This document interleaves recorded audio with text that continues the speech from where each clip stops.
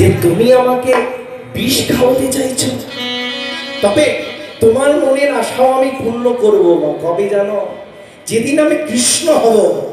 যেদিন আমি কৃষ্ণ হব, তুমি কংসের আদেশে পুতনা রাক্ষসী হয়ে তোমার স্তনে বিষ মাখিয়ে তুমি আসবে আমাকে মারার জন্য। কিন্তু তোমার তো এই কথা জানা নেই। এই জগতে আমি মরার জন্য আসিনি, তাহলে এই জগতে এসেছি আমি মারার জন্য। এই জগতে এসেছি আমি মারার জন্য। সেদিন তোমার ওই স্তন পথে আমি তোমার প্রাণটা হরণ করে নেব। এই কথোপকথন যেই না হচ্ছে, যেই না বলি মহারাজ বলছে কি করবো বৃন্দা। বৃন্দা বলছে স্বামী, যখন কেউ হেরে যায় না, যখন কেউ হেরে যায় তাহলে তাকে উঁচু মাথা করে উঁচু গলা করে কথা বলা উচিত নয়। বলছে তাহলে কি করতে হবে? তাহলে কি করতে হবে জানো স্বামী? বলছে তার কাছে তুমি নতমস্তকে ক্ষমা চেয়ে নাও। লক্ষ্য করবে, তুমি তার কাছে ক্ষমা চেয়ে নাও। যেই না বলি মহারাজ ভগবানের কাছে গিয়েছে, চরণটি দোলাতে দোলাতে বলছে বলো বলি এই তৃতীয় চরণটি কোথায় রাখি? বলছে প্রভু, আপনার ওই তৃতীয় চরণটি আপনি আমার মস্তকে রাখুন। বলি মহারাজ ভগবানের চরণ পেল কি করতে করতে? দান ধ্যান করতে করতে। আর এইভাবে অযোধ্যার রাজা নহুষ রাজা দান ধ্যান করছিল কিভাবে? আর দান ধ্যান করতে করতে যখন অযোধ্যার রাজা নহুষ রাজার ওই দানে অপরাধ হয়েছে, ভগবান স্বপ্নাদেশ করলেন, রাজা নহুষ, রাজা নহুষ, তোমার মৃত্যুর পর তোমার আত্মার মুক্তি হবে না। তাহলে বুঝি তোমার আত্মা ওই শূন্য মার্গে কেঁদে কেঁদে প্রেতাত্মা রূপে ঘুরে বেড়াবে। লক্ষ্য করবে, বুঝে তোমার আত্মার মুক্তি হবে না। তোমার যে দানে বাধা হলো, তোমার যে দান করতে গিয়ে অপরাধ হলো, এই দানে তোমার যে বাধা হলো, তোমার আত্মার মুক্তি হবে না। কি হবে? ওই প্রেতাত্মা রূপে শূন্য মার্গে কেঁদে কেঁদে ঘুরে বেড়াবে।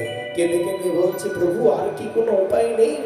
আর কি কোনো আমার আত্মার উপায় নেই? মুক্তির উপায় নেই? আছে, তবে সেটা কি জানো? কি প্রভু?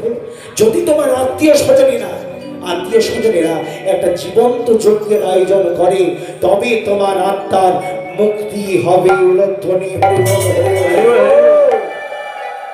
রাজা নহুষ এই স্বপ্নাদেশটি পেয়ে ভগবানের চরণে গিয়ে প্রতিদিন মাথা ঠুকে কাঁদে আর কেঁদে কেঁদে বলে, দয়াময় আর কি কোনো উপায় নেই? দয়াল আর কি কোনো উপায় নেই? চোখের জলে প্রতিদিন মুখ্য ভাসি কাঁদে আর কান্না কাঁদতে কাঁদতে কাঁদতে কাঁদতে এটি লক্ষ্য করে কে? এটি লক্ষ্য করে তার উপযুক্ত পুত্র যজাতি। উপযুক্ত পুত্র যজাতি চিন্তা করছে, আমার বাবার কিসের কষ্ট, আমার বাবা কিসের যন্ত্রণা, আমার বাবার কিসের দুঃখ যে আমার বাবা প্রতিদিন ওই মন্দিরে গিয়ে মাথা ঠুকে ঠুকে কাঁদছে। আমায় জানতে হবে, আমাকে জানতে হবে। একদিন বাবার কাছে গিয়ে বলছে, বাবা, বলছে কি হয়েছে পুত্র? বলছে তোমার কিসের কষ্ট, তোমার কিসের যন্ত্রণা, তোমার কিসের দুঃখ? তুমি যে মন্দিরে গিয়ে প্রতিদিন মাথা ঠুকে ঠুকে কাঁদো। আমি বলতে পারবো না খোকা, আমি তোকে বলতে পারবো না। বলছে কেন বাবা, তুমি আমায় কেন বলতে পারবে না? আমি তোমার পুত্র, বলো তোমার কিসের দুঃখ, কিসের কষ্ট, কিসের যন্ত্রণা? আমি যদি তোমার উপযুক্ত পুত্র হই, তোমার দুঃখটাকে অনেক দূরে আমি সরিয়ে দেব। সন্তানই পারে বাবা মায়ের মুখে হাসি ফোটাতে, আর সন্তানই পারে বাবা মায়ের মুখে চুনকালি বসাতে। লক্ষ্য করবে, সন্তান যদি ভালো হয় তাহলে বাবা মায়ের জীবনটা খুব সুন্দরভাবে পেরিয়ে যায়। আর সন্তান যদি বিপদগামী হয় তাহলে কিন্তু বাবা মায়ের কোটি কোটি লাখ লাখ টাকা পয়সা থাকলেও মনের দুঃখটা, হৃদয়টা খুলে কাউকে বলে বোঝাতেও পারে না। অলধ্বনি হরি বল, বোঝাতেও পারে না। কেন পারে না? সন্তান কষ্ট দিলে কার কাছে বলবে? আমার সন্তান আমাকে যদি কষ্ট দেয়, আমি কি কারো কাছে বলতে পারবো যে আমার ছেলেটা খারাপ বা আমার মেয়েটা খারাপ? বলতে পারবো না। এমন একটা কষ্ট যেটাকে হৃদয়ে চেপে রাখতে হবে। আপনার সন্তান আপনাকে কটু কথা বলবে, আর সেই কটু কথাটা শুনে আপনি কাউকে বলতেও পারবেন না। যদি পিতাকে বলে, পিতা তার স্ত্রীকে বলবে, যদি মাতাকে বলে, মাতা তার স্বামীকে বলবে, এছাড়া আর কোথাও বলার উপায় নেই। নিতাই গৌর হরি বল, হরি বল। আর কোথাও বলা যাবে না। কেন? সন্তানের নিন্দা যদি বাইরে করা হয়, তাহলে সবাই পাড়া প্রতিবেশী হাসবে, পাড়া প্রতিবেশী সবাই ছিচি করবে, বলবে ঠিক হয়েছে, এটাই হওয়া উচিত ছিল। লক্ষ্য করবেন, বলবে এটাই হওয়া উচিত ছিল, ঠিক হয়েছে।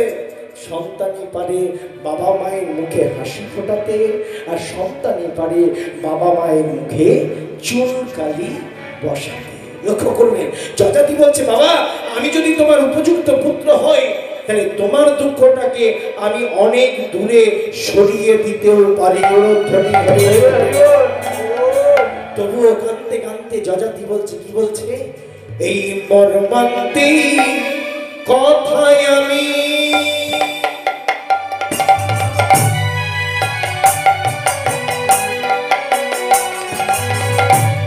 বলিব কেমনে,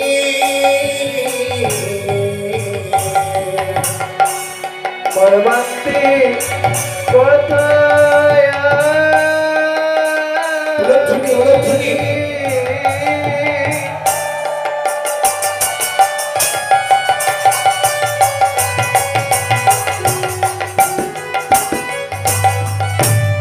বলিব কে মনে, মর্মান্তিক কথায় আমি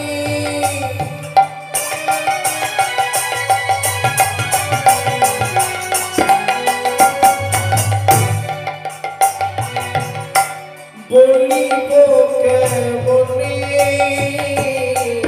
ঘরে বলতে কথা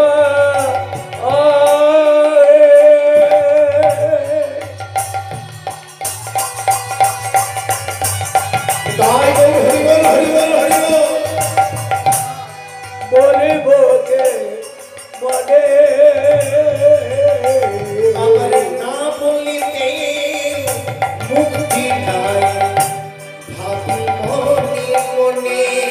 না বলিতে মুক্তি নাই, ভাবি মনে মনে।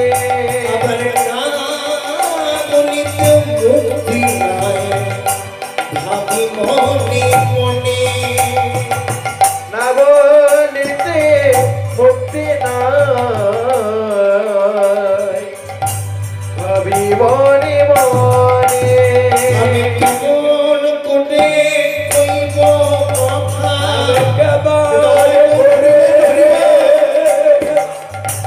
কইব কথা, আমি কেমন করে কইব কথা, আমি কেমন করে কইব কথা, কইতে আমার অন্তরে ব্যথা, কেমন করে কইব কথা। কথা কইতে কইতে অন্তরে ব্যথা, আমি কেমন করে কইব কথা। বাবা, তবুও যে তোমায় বলতে হবে, তোমার কিসের কষ্ট, তোমার কিসের দুঃখ, কিসের যন্ত্রণা।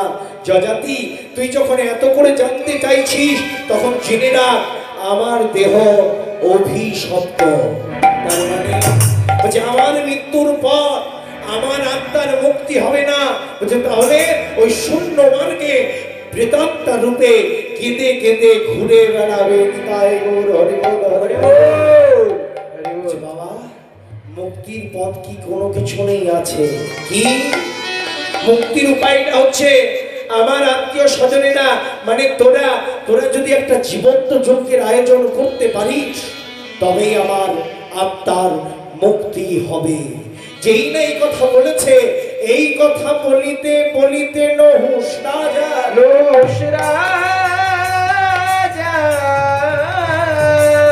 প্রাণ চলে গেল,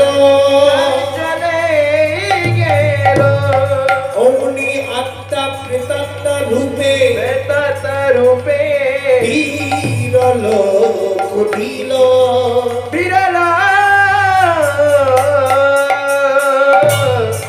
করিল।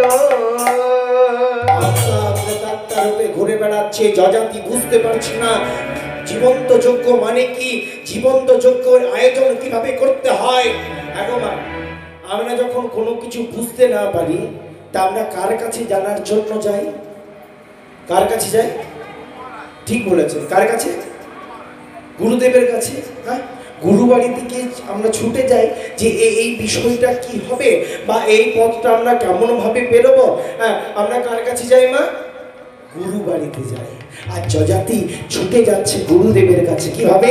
ভব সাগর তারণ কারণ হে রবি নন্দন নন্দন খন্দন হে রথি হরি তারণ কারণ হে রবি বন্দন বন্দন খন্দন হে। ভব সাগর তারণ কারণ হে রবি নন্দন বন্দন খন্দন হে ভব সাগর তারণ কারণ হে রবি বন্দন খন্দন হে। গুরুদেব দয়া করো দিনজনে দিনজনে প্রভু দিনজনে গুরুদেব দয়া কর দিন জনে দিন জনে দিন জনে। গুরুদেব দয়া করো দিনজনে দিনজনে প্রভু দিনজনে গুরুদেব দয়া কর দিন জনে দিন জনে দিন জনে। দুটি বাহু তুলে সকলে মিলে গাইব। কি গাইব? কি গাইব? জয় গুরু জয় জয় গুরু জয় রথি হরি বল। গুরু জয় জয় গুরু জয় জয় গুরু জয় জয় গুরু জয় জয় গুরু জয় গুরু জয়।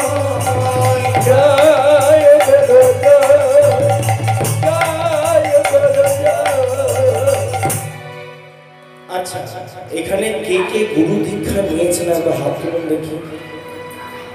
বাবা হরিবল হরিবল, খুব সুন্দর জায়গায় এসে পৌঁছেছি বাবা, খুব সুন্দর আসরে এসে পৌঁছেছি গো। এতজন দীক্ষা নিয়েছেন, যারা দীক্ষা এখনো নেননি তারা গুরুচরণে আশ্রয় নিয়ে নেবেন।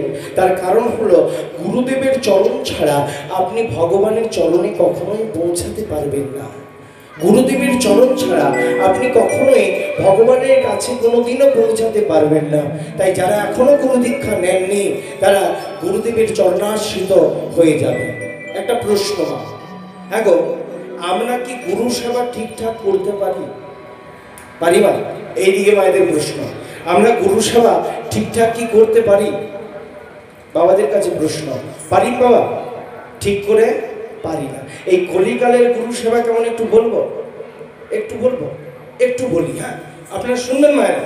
তাহলে একটু জোর করে উদ্বোধনী দিয়ে দিন। তাই গৌর হরিবল হরিবল হরিবল হরিবল হরিবল। যজাতি কি করেছে জানেন? আর যজাতি ছুটে গিয়ে গুরুদেবের কাছে গিয়ে বলছে, গুরুদেব বলছে, কি হয়েছে যজাতি? আপনি একটা জীবন্ত যজ্ঞের আয়োজনের আমাকে বিধান দিন। কেন জীবন্ত যজ্ঞের আয়োজন তুমি করতে চাইছো? জীবন্ত যজ্ঞ মানে কি তুমি জানো? গুরুদেব আমি জানি না বলেই তো আপনার কাছে ছুটে এসেছি। হ্যাঁ, আমি জানি না বলেই তো আপনার কাছে ছুটে এসেছি। জানলে তো আমি পণ্ডিত বর্গকে ডেকে সেই যজ্ঞ করিয়ে দিতাম। আচ্ছা, বলছি জীবন্ত যজ্ঞ মানে হচ্ছে একটা নরকে মানে একটা মানুষকে সর্ব অঙ্গে ঘি মাখিয়ে জ্বলন্ত অগ্নিকুণ্ডের সামনে দাঁড় করিয়ে মন্ত্রপ্রত করে সেই মানুষ বা নরটিকে যজ্ঞের মধ্যে আহুতি দিয়ে দেওয়া। বলছে আহুতি দিয়ে দেওয়া? বলছে হ্যাঁ। বলছে তাহলে দিয়ে দিন বিধান। বলছে কেন করতে চাইছো? বলছে তার কারণ হলো আমার বাবা বলে গিয়েছে আমার বাবার দেহ নাকি অভিশপ্ত, মৃত্যুর পর তার আত্মা প্রেতাত্মা রূপে ঘুরে বেড়াবে, আর তার আত্মার মুক্তির জন্যই আমি এই যজ্ঞ করতে চাই। আচ্ছা যজাতি, তোমার কি এইটুকু জ্ঞান নেই? বলছে কি জ্ঞান গুরুদেব? বলছে একটা প্রাণীর বিনিময়ে কি একটা প্রাণীর উদ্ধার হয় যজাতি? হ্যাঁ? একটা প্রাণীর বিনিময়ে একটা কি প্রাণীর উদ্ধার হয়? বলছি তার মানে? বলছি তুমি কি জানো না একটা যে পিপিলিকা, এই একটা পিপিলিকার মধ্যে যতক্ষণ প্রাণ রয়েছে ততক্ষণ তার মধ্যে ভগবান রয়েছে। লক্ষ্য করবেন, একটা যে পিপিলিকা, ওই পিপিলিকার মধ্যে যতক্ষণ প্রাণ রয়েছে ততক্ষণ তার মধ্যে ভগবান রয়েছে। একটা রাস্তার কুকুর, তার মধ্যে যতক্ষণ প্রাণ রয়েছে ততক্ষণ তার মধ্যে ভগবান রয়েছে। আমরা যে মানুষ, আমাদের মধ্যে যতক্ষণ প্রাণ পাখি রয়েছে ততক্ষণ আমাদের মধ্যে ভগবান রয়েছে। বলছে এই জন্য তো শাস্ত্রে বলছে কি, বলছে কি বলছে গুরুদেব, বলছে কটনে মন কি প্রাণে বিষাদ মানে রে আমার